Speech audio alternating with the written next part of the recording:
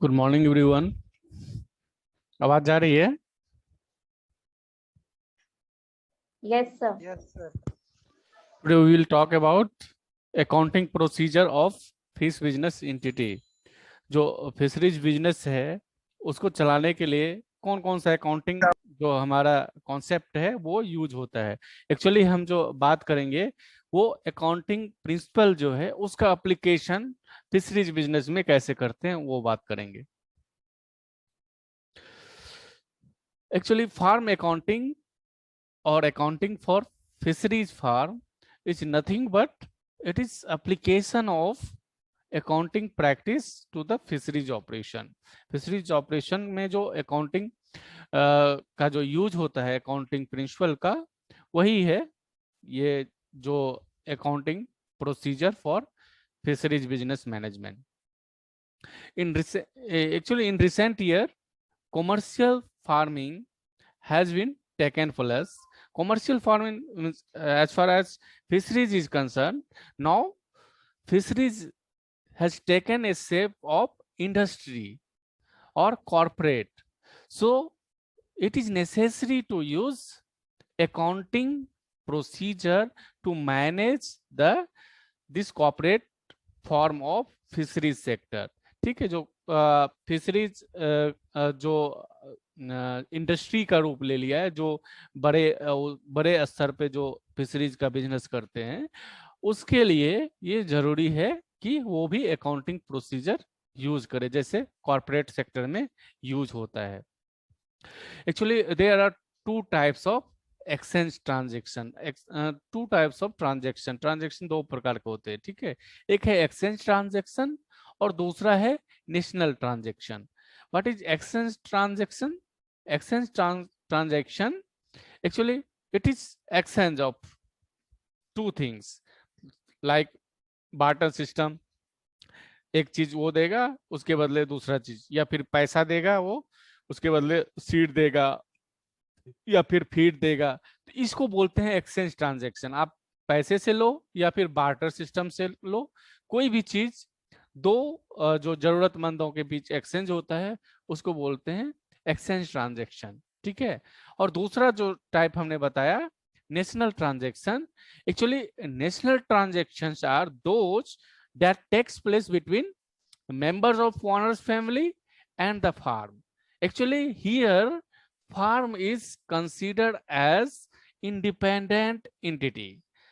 इसका मतलब क्या हुआ है, एक जो फार्म है, मान लो फिश फार्म है, उसको हम इंडिपेंडेंट एंटिटी कंसीडर करते हैं। अगर हम अपने घर से फार्म में कुछ लगाते हैं तो उसका भी हम दाम जो है या ट्रांजैक्शन है वो एंट्री करते हैं, या फिर फार्म से हम कुछ घर लाते हैं वो भी एंट्री होता है। तो इस टाइप का जो अपने ही फार्म से जो हम ट्रांजैक्शन करते हैं, तो जो फार्म को हम इंडिपेंडेंट एंटिटी मान के, क्योंकि तब हमको पता चलेगा एक्चुअल जो है प्रॉफिट या लॉस फार्म का क्या है। अगर हम फार्म से कुछ ले रहे हैं घर में वो भी एंट्री करना है एज ए ट्रांजेक्शन, या फिर हम अपने घर से कुछ फार्म में लगा रहे हैं वो भी हमको एंट्री करना है एज ए ट्रांजेक्शन। तो इस टाइप के जो ट्रांजेक्शन हैं उसको बोलते हैं नेशनल ट्रांजेक्शन, ठीक है।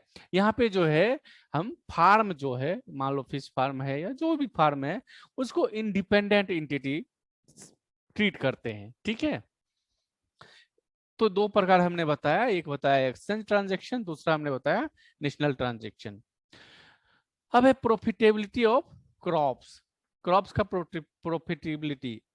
Actually the performance of each crop shall be found out separately. इसका क्या मतलब हुआ? अब देखो जो फिशरीज कल्चर कर रहा है इसका मतलब ये नहीं कि वो सिर्फ फिशरी कल्चर ही कर रहा है, उसके साथ हो सकता है दो चार गाय भी हो सकता है वो मुर्गी पालन भी कर रहा हो, साथ में हो सकता है वो एग्रीकल्चर या हॉर्टिकल्चर क्रॉप भी कर रहा हो। तो सबका जो है जो भी कर रहा है, फिशरीज कर रहा है या हॉर्टिकल्चर कर रहा है या फिर जो एग्रीकल्चर कर रहा है, सबका जो है परफॉर्मेंस अलग अलग निकालना चाहिए, ठीक है। अगर कोई चीज है इसका इनपुट उसके लिए आउटपुट है या उसका आउटपुट इसके लिए इनपुट है, तो वो भी एक सेपरेट ट्रांजैक्शन वो भी दिखाना चाहिए वो कितने का हुआ, ताकि हम ईच क्रॉप का जो है प्रॉफिटेबिलिटी निकाल पाए और परफॉर्मेंस ईच क्रॉप का हम निकाल पाए। तो इसके लिए जरूरी है कि हमें सबको जो है सेपरेट, एक इंडिपेंडेंट सेपरेट यूनिट कंसीडर करना होगा, ठीक है, ईच क्रॉप के लिए। The direct cost clearly identifiable with A crop shall be charge accordingly. हमने बताया कि सबको एक सेपरेट यूनिट कंसीडर करके, अगर किसी का कुछ ओवरलैप है, मान लो किसी का आउटपुट किसी के लिए इनपुट है, तो वो पर्टिकुलर जो है उसका चार्ज फिक्स होना चाहिए, और ताकि फिर वो सबका जो परफॉर्मेंस है सेपरेटली वो हम आसानी से निकाल पाए, ठीक है। अब है basic document needed in farm is farm diary where transaction recorded in chronicle year. कुछ बेसिक डॉक्यूमेंट जो फार्म डायरी होता है उसमें कुछ बेसिक डॉक्यूमेंट्स होना जरूरी है, जिसको हम जिसमें हम डिफरेंट जो है जो डेबिट क्रेडिट या फिर जो है नेटवर्थ, सबका रिकॉर्ड हम मेंटेन कर पाए। तो ऐसा कुछ बुक्स होता है, ऐसे जैसे जनरली जो है अगर ऑर्गेनाइज नहीं है उसको हम एक डायरी में कहीं भी लिख लेते हैं, ठीक है। तो अगर आपका बिजनेस ऑर्गेनाइज्ड है, बड़ा है, तो वो जो एक डायरी में लिखते हैं, फिर आपको जब उसका बैलेंस शीट बनाओगे या फिर आप पूरा एक पूरा जो नेटवर्थ कैलकुलेशन करोगे, तो वो आपका बहुत टाइम लगेगा, ठीक है, लास्ट में करने के लिए। तो आपको जो है अगर बड़ा फार्म है तो उसको मैनेज करने के लिए आपको कुछ रिकॉर्ड्स या रजिस्टर या बुक हो, वो जरूरी होता है। उसमें से कुछ बुक्स या रजिस्टर या रिकॉर्ड का जो नाम है वो यहाँ पे हमने मेंशन किया है। पहला है कैश बुक। नाम सुना होगा, कैश बुक नाम बहुत कॉमन है, हो सकता है कुछ लोगों ने देखा होगा और कुछ लोगों ने नहीं देखा होगा। कैश बुक क्या है? जिसमें हम जो डेबिट या क्रेडिट जो है वो इंजर्ट करते हैं और डेट वाइज होता है वो, ठीक है।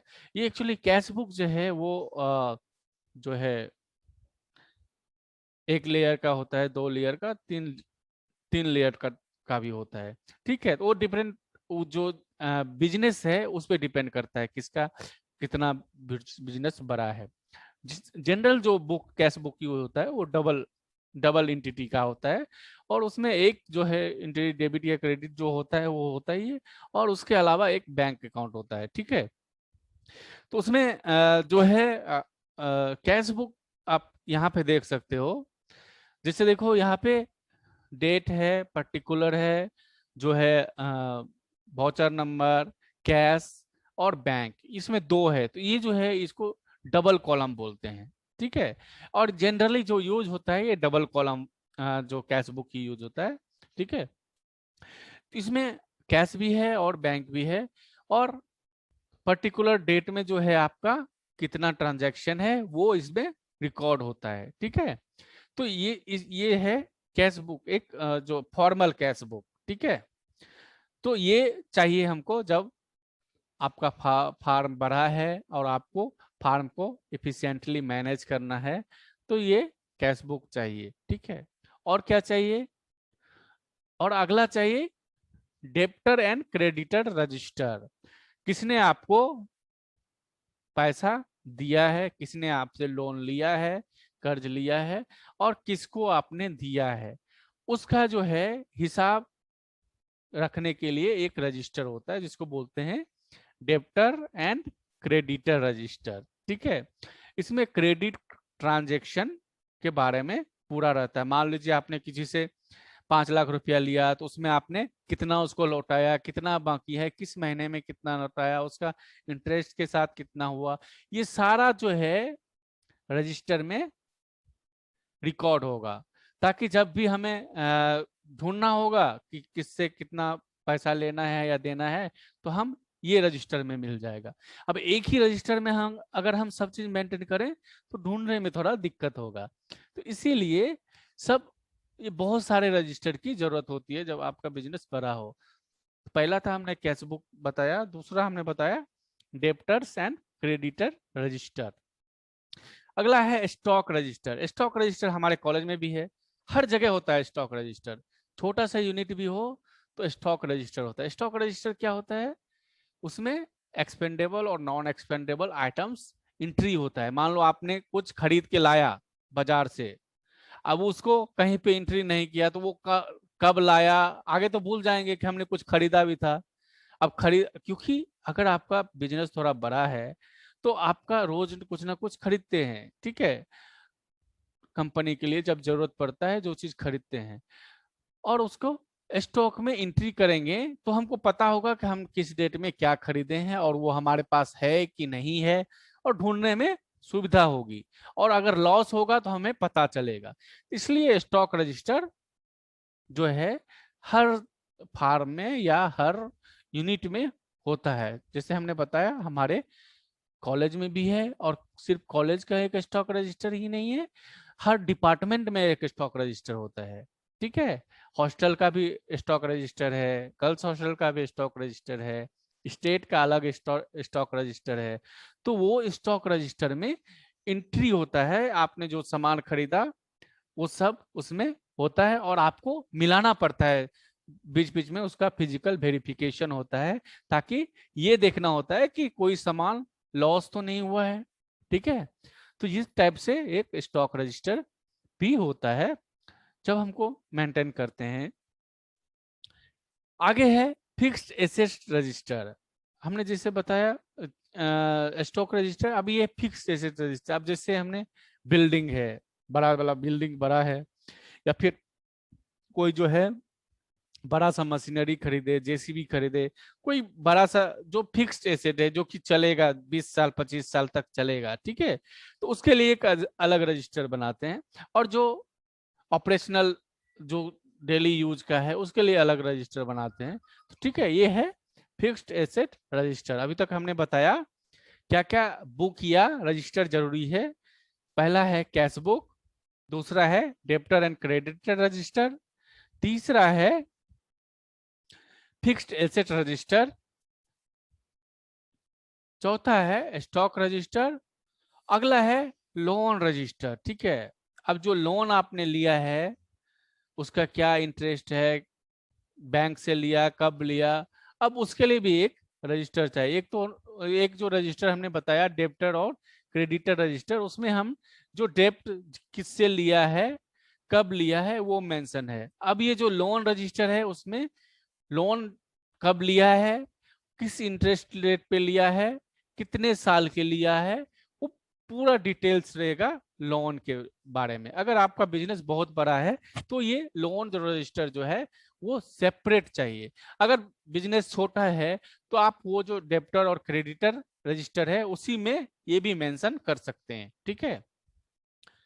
अब अगला है रजिस्टर फॉर नेशनल ट्रांजैक्शन। हमने बताया नेशनल ट्रांजैक्शन क्या है, जब हम जो हमारा ही फार्म है और हम अपने फार्म से ही कुछ सामान घर में यूज कर लिया, या घर का कुछ सामान जो है हमने फार्म में यूज कर लिया, तो इस टाइप का जो ट्रांजैक्शन हम रिकॉर्ड कर, ये भी तो रिकॉर्ड करना पड़ेगा ना। जब हम फार्म को एक सेपरेट यूनिट समझ रहे हैं और उसका एक परफॉर्मेंस जब हम एसेस करेंगे एब्सोल्यूट टर्म में, तो हमें जो हमने फार्म से अगर कुछ लिया है घर के यूज के लिए सामान, तो वो भी जो है एंट्री करना होगा रजिस्टर में। तो वो जो जिस रजिस्टर में एंट्री करेंगे उसको बोलते हैं रजिस्टर फॉर नेशनल ट्रांजैक्शन, ठीक है। या फिर हम घर से कोई सामान फार्म में यूज किए तो वो भी एंट्री करना पड़ता है, उसको बोलते हैं रजिस्टर फॉर नेशनल ट्रांजैक्शन। अगला है कॉस्ट एनालिसिस रजिस्टर। अब ये सब जो है इसमें हम ने जो है ये बहुत सारा चीज एंट्री कर लिया, और लास्ट जो रजिस्टर है वो है कॉस्ट एनालिसिस रजिस्टर। इसमें हम डिफरेंट कॉस्ट को एनालिसिस करते हैं, fixed cost, variable cost separate कर करके उसके बाद हम एनालिसिस करते हैं, इसको बोलते हैं कॉस्ट एनालिसिस रजिस्टर। ये था हमको क्या क्या जरूरी है। जब अकाउंटिंग पढ़ोगे तो ये सब चीज, जब बुक कीपिंग पढ़ोगे, बुक कीपिंग, तो उसमें ये सब रजिस्टर आएगा। उसमें एक और लेजर रजिस्टर है।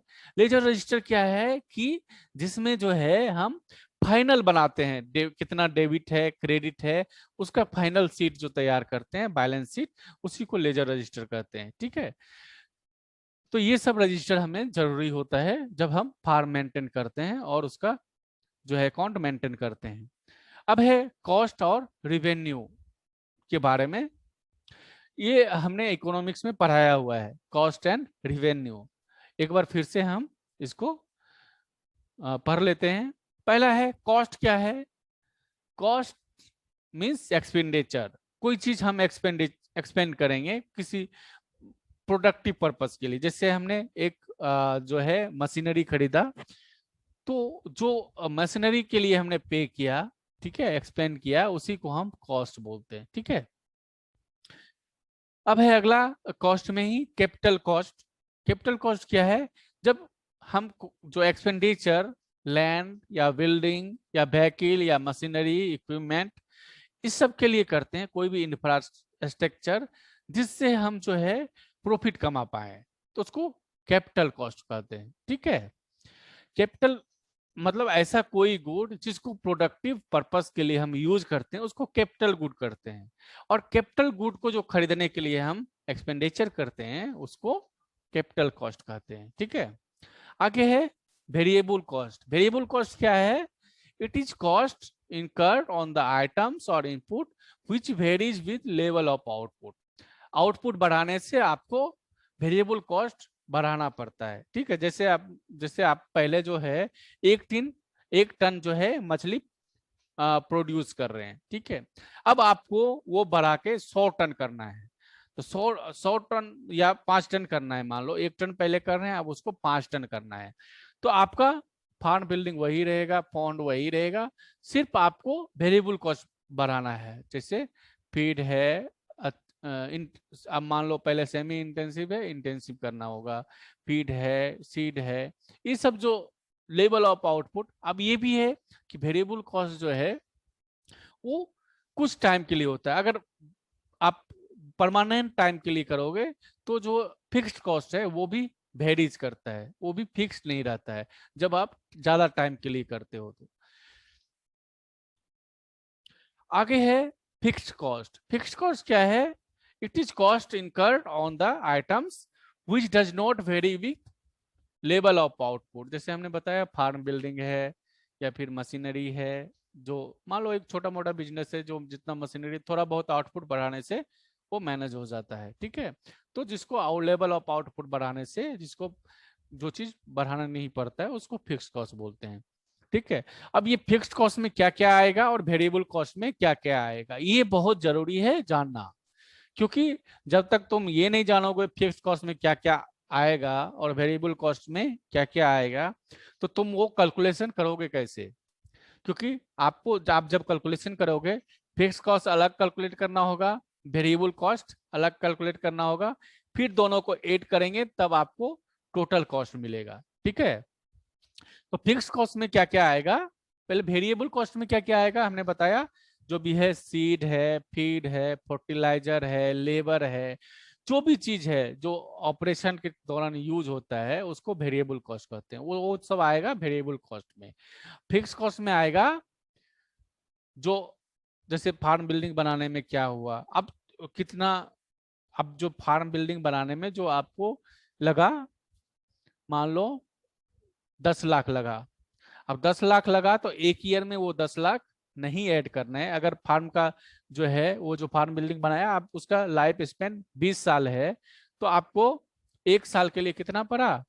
तो एक साल के लिए आपको जो 10 लाख पड़ा उसको डिवाइडेड बाय 20 करना पड़ेगा। ठीक है, तो एक साल के लिए आपको उतना ही यूज करना है, क्योंकि इसमें जो है हमेशा जो जितना पैसा यूज हुआ उसका डिप्रेसिएशन वैल्यू ही ऐड करना होता है। डिप्रिसिएशन हमने बताया था जब इकोनॉमिक्स पढ़ा था। डिप्रिसिएशन क्या है? इसको वियर एंड टियर बोलते हैं। मान लो कोई सामान हमने आज खरीदा, वो कितने दिन तक चलेगा? मान लो आज खरीदा, वो चलेगा 10 दिन तक। इसका मतलब है रोज कुछ ना कुछ उसमें नष्ट हो रहा है, 10 दिन होते होते पूरा नष्ट हो जाएगा। तो वही जो एक दिन में जितना नष्ट हो रहा है उसको बोलते हैं डिप्रिसिएशन। जैसे हमने बताया फार्म बिल्डिंग है, फार्म बिल्डिंग में हमने 10 लाख रुपया लगाया और 20 साल के बाद उसका वैल्यू 0 हो जाएगा, मतलब वो बिल्डिंग खत्म हो जाएगा। तो मतलब हर दिन कुछ ना कुछ उसमें कॉस्ट लग रहा है, कॉस्ट इन्वॉल्व है, एक दिन का, उसी प्रकार एक साल का। तो वही जो वो उसी को डिप्रेसिएशन बोलते हैं, जब हम उसका एक साल का कॉस्ट इंक्लूड करते हैं। जब उसको क्या करते हैं, जितना उसका दाम है उसको यूजफुल लाइफ से डिवाइड करते हैं। यूजफुल लाइफ मतलब जितना दिन तक वो चलेगा, यूज में आएगा, ठीक है। तो उसका डिप्रेसिएशन हो गया। तो पहला फिक्स कॉस्ट में है डिप्रेसिएशन ऑफ जो भी कैपिटल गुड्स है, या फार्म बिल्डिंग है, या फिर मशीनरी है, उसका डिप्रिसिएशन लेना है।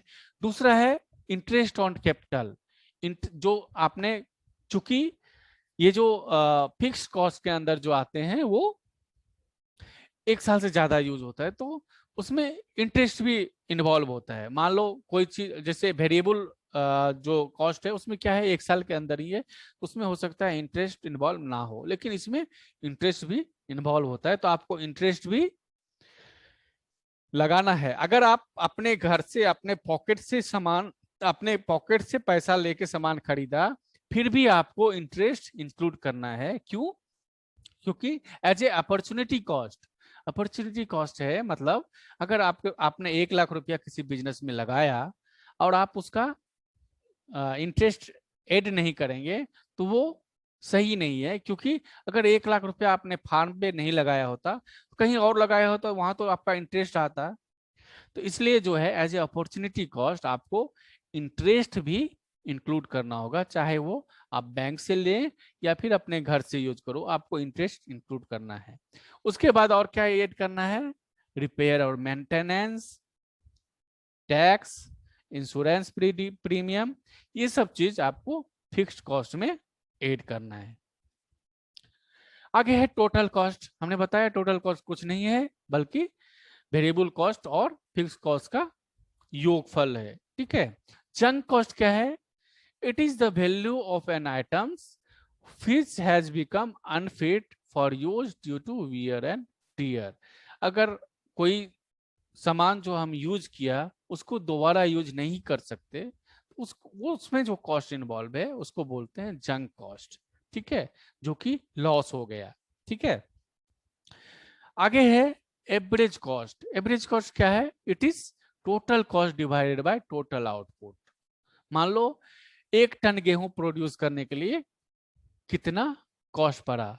मान लो आपने टोटल कॉस्ट आपको 100 टन गेहूं का जो प्रोड्यूस करने में आपको टोटल जो है कॉस्ट आया 5 लाख, 1 लाख, ठीक है। तो 1 टन गेहूं प्रोड्यूस करने में कितना कॉस्ट आया, वही हो गया।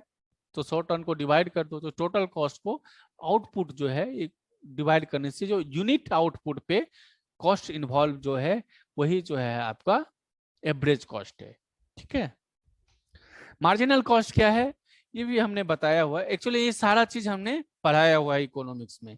मार्जिनल कॉस्ट है cost incurred on one additional unit. अब मान लो पहले 10 प्रोडक्ट प्रोड्यूस करने में इतना कॉस्ट इन्वॉल्व है, अब उसको एक प्रोडक्ट और प्रोड्यूस करने में कितना इन्वॉल्व होगा, तो वो एडिशनल एक प्रोड्यूस करने में कितना कॉस्ट इन्वॉल्व होगा उसको हम मार्जिनल कॉस्ट बोलते हैं।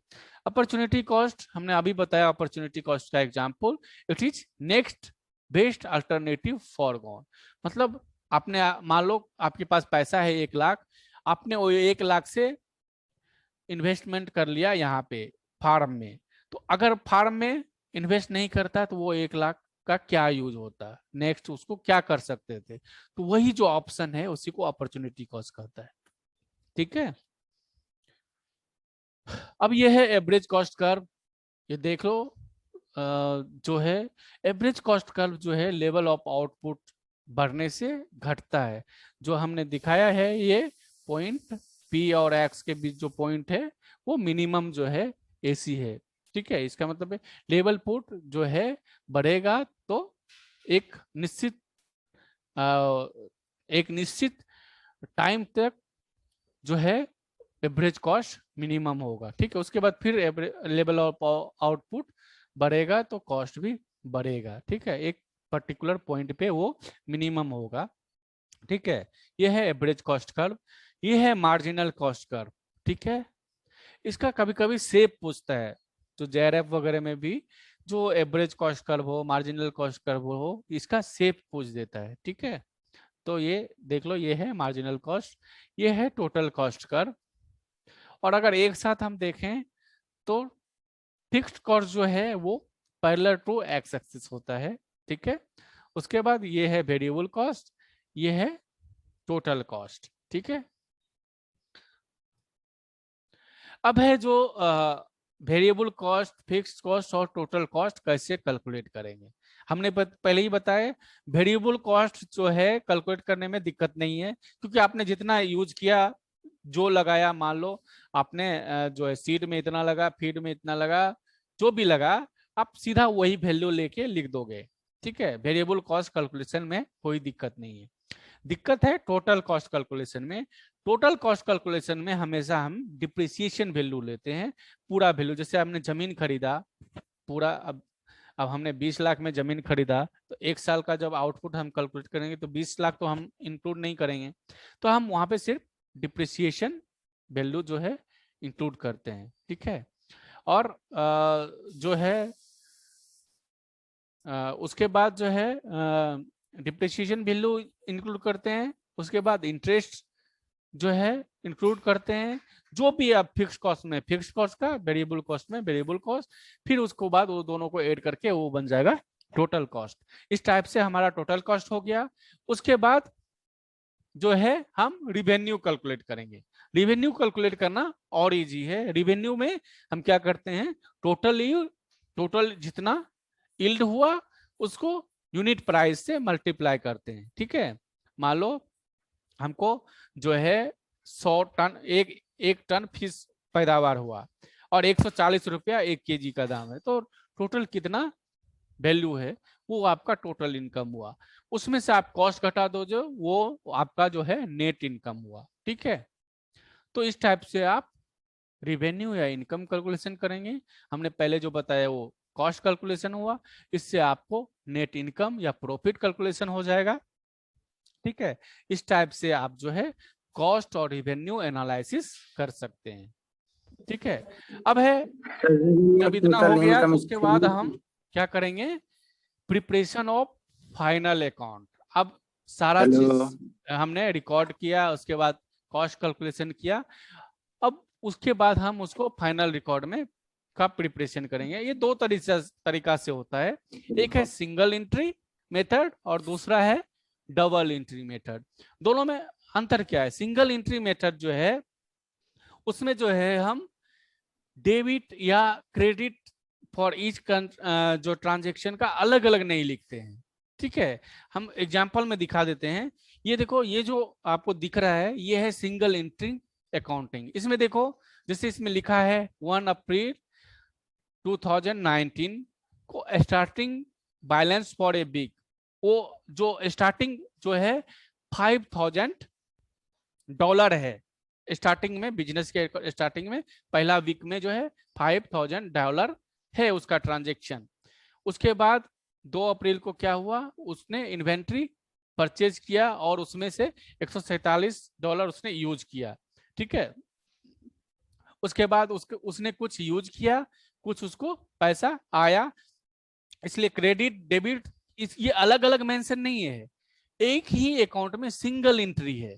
और लास्ट में जो है closing balance for the week, कितना अगले वीक में क्लोजिंग बैलेंस हुआ, एक वीक के लिए ये पूरा जो बनाया, इसको बोलते हैं सिंगल एंट्री अकाउंटिंग। ठीक है, और एक और है अकाउंटिंग जिसको बोलते हैं डबल एंट्री अकाउंटिंग। अब ये डबल एंट्री अकाउंटिंग क्या है, इसमें जो है जो क्रेडिट और डेबिट फॉर ईच ट्रांजेक्शन अलग अलग मेंशन होता है, सेपरेट मेंशन होता है। और जो ये सिंगल एंट्री अकाउंटिंग हम बताएं, वो छोटे बिजनेस के लिए ही सही है।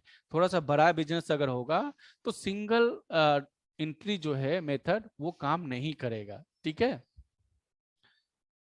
अब ये देखो डबल एंट्री मेथड में देखो, इसमें डेबिट और credit for each transaction separately देखो लिखा हुआ है, और हर दिन का अकाउंट बैलेंस। जो ये जो डबल एंट्री जो अकाउंटिंग सिस्टम है, इससे आप बैलेंस शीट बना सकते हैं। और जो भी आप ऑडिट के लिए हो या जो भी है, आप डबल एंट्री अकाउंटिंग सिस्टम ही आप ऑडिट में दे सकते हैं, या फिर बैलेंस शीट बना सकते हैं, नेटवर्थ शीट बना सकते हैं। और सिंगल एंट्री जो है वो बहुत ही छोटे स्तर पे अगर है तो वो करते हैं, और वो कॉमनली यूज नहीं होता है। ठीक है, ये है डबल एंट्री अकाउंटिंग। ठीक है, जिसमें क्रेडिट और debit for each transaction is recorded separately. अब ये दो सिंगल एंट्री और डबल एंट्री में अंतर क्या है? पहला जो है हमने पहले ही बताया, जो सिंगल एंट्री सिस्टम में डेबिट और क्रेडिट एक ही वे में रिप्रेजेंट होता है, उसके लिए एक ट्रांजैक्शन के लिए अलग अलग नहीं होता है। जबकि सिंगल डबल एंट्री सिस्टम में जो है दोनों अलग अलग एस्पेक्ट्स होते हैं, दोनों के लिए अलग अलग होते हैं, हम जैसे हमने दिखाया है। उसके बाद जो डबल एंट्री सिस्टम हमने बताया जो थोड़ा सा कॉम्प्लेक्स है। ठीक है, और इसमें बहुत सारे बुक्स जो हमने बताया, जो रजिस्टर, उसकी जरूरत पड़ता है और वो सब मेंटेन किया जाता है। जबकि सिंगल एंट्री सिस्टम में ऐसा कुछ जरूरी नहीं, क्योंकि ये छोटे जो बिजनेस करते हैं बहुत ही छोटे स्तर पे वो एक ही एंट्री बुक में रजिस्टर करते हैं, और इसमें जो है बहुत सारी सब्सिडरी बुक की जरूरत पड़ती है। डबल एंट्री सिस्टम में और क्या है, ledger contains personal, real and nominal account. ठीक है, और इसमें जो है सिर्फ पर्सनल अकाउंट जो है चाहिए सिंगल एंट्री सिस्टम में। लेजर बुक क्या है हमने बताया था शुरू में ही। आगे है preparation trial balance is possible. इसमें प्रिपरेशन ऑफ ट्रायल बैलेंस में जो बैलेंस शीट है वो नहीं बना सकते, क्योंकि आपका डेबिट और क्रेडिट जो है इस ट्रांजैक्शन के लिए आपने सेपरेटली रिकॉर्ड नहीं किया है इस तरह सिंगल एंट्री में, इसलिए आप बैलेंस शीट जो है नहीं बना सकते, इसमें ऑडिट भी नहीं कर सकते। तो ये सब जो है डिफरेंस है सिंगल एंट्री और डबल एंट्री में।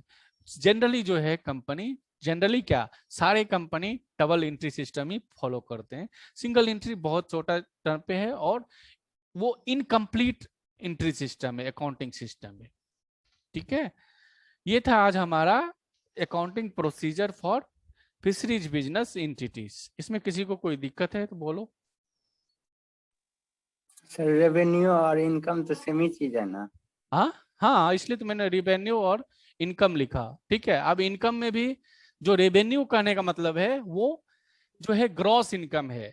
ठीक है, और इनकम में जो है हम इनकम जब बात करते हैं तो जनरली जो अंडरस्टूड होता है नेट इनकम, प्रॉफिट के बारे में होता है। ठीक है, तो हम जब तक हम इनकम में ये मेंशन ना कर दें नेट इनकम